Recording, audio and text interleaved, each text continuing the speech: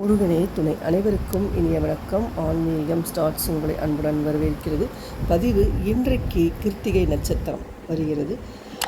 இன்றைய தினம் முருகன் வழிபாடு நாம் என்ன செய்ய வேண்டும் என்பதை பார்ப்போம். இன்றைய தினம் அப்படி என்ன அதி அற்புதமான நாள். இன்று ஞாயிற்றுக்கிழமை. பரணி நட்சத்திரமும் இருக்கிறது, கிருத்திகை நட்சத்திரமும் இருக்கிறது. இந்த இரண்டு நட்சத்திரமும் முருகனுக்கு உகந்த நட்சத்திரம் தான். பரணி நட்சத்திரத்தில் பிறந்தவர்கள் இன்று முருகப்பெருமானை வழிபாடு செய்ய அவர்களுடைய வாழ்க்கையில் நல்ல முன்னேற்றம் ஏற்படும் என்பது நம்பிக்கை.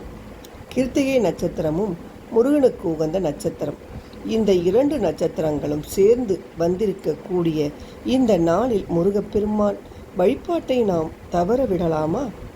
இன்றைய தினம் செய்ய வேண்டிய முருகர் வழிபாடு, சொல்ல வேண்டிய முருகர் மந்திரம் என்ன தகவல் என்பதை பார்ப்போம். உங்களுடைய வேலை சம்பந்தப்பட்ட விஷயங்களில் பிரச்சனை இருக்கிறது.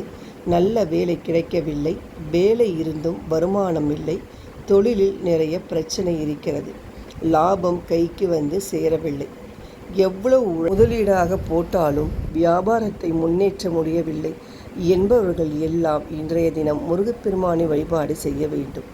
தொழிலில் வெற்றி பெறவும் வியாபாரத்தில் முன்னேற்றம் அடையவும் சூரிய பகவானின் அனுகிரகம் நமக்கு கிடைக்க வேண்டும்.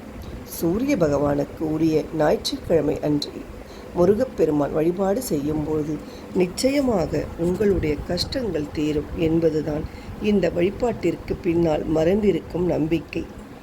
காலை 6 மணியிலிருந்து 7 மணிக்குள் வீட்டு பக்கத்தில் இருக்கும் முருகர் கோவிலுக்கு சென்று 2 நெய் தீபங்கள் ஏற்றி 6 செவ்வாழை பழங்களை முருகப்பெருமானுக்கு வாங்கி கொடுத்து அர்ச்சனை செய்து கொள்ளுங்கள்.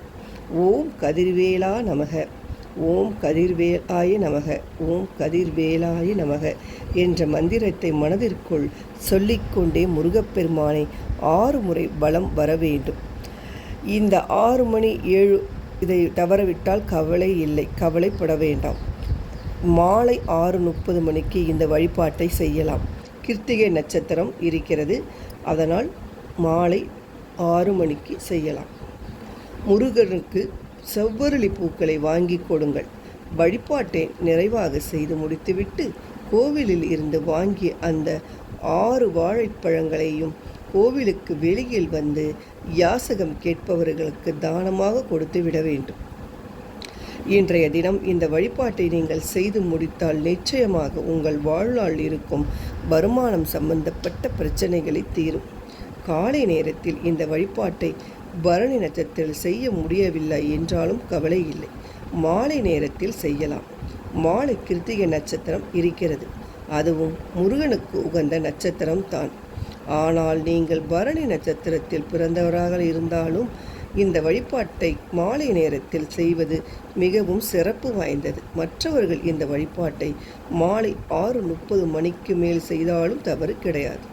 அதிசக்தி வாய்ந்த இந்த வழிபாட்டில் முருகனின் அருள் அனைவருக்கும் கிடைக்க வேண்டிக் கொண்டு இந்த ஆன்மீக பதிவினை நிறைவு செய்து கொள்வோம். நன்றி, வணக்கம்.